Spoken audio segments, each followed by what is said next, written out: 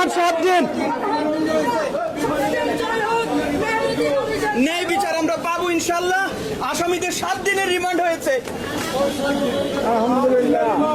ভাই কাঁদতেছেন কেন? ভাই বলেন একটু। আমরা সবাই খুশি ইনশাল্লাহ। এটাকে বিভিন্ন দিকে নেওয়ার চেষ্টা করা হয়েছে। আমরা জীবনের ঝুঁকি নিয়ে প্রতিবাদ করেছি, আজকে তার ফল পেয়েছি। আমাদেরকে হুমকি দেওয়া হয়েছে, আমাদেরকে তুলে নিয়ে যাওয়ার হুমকি দেওয়া হয়েছে, মেরে ফেলার হুমকি দেওয়া হয়েছে। এত বড় ক্ষমতাশীল বিমানের এমডি, তাদেরকে জামিন আবেদন করা হয়নি। পুলিশ আমাদের বিরুদ্ধে কাজ করেছে, তারপরে ফাইনালি জয় হয়েছে। আলহামদুলিল্লাহ, আমি শুকরিয়া আদায় করছি। আপনারা সবাই পাশে থাকবেন। আপনারা পাশে থাকলে আমরা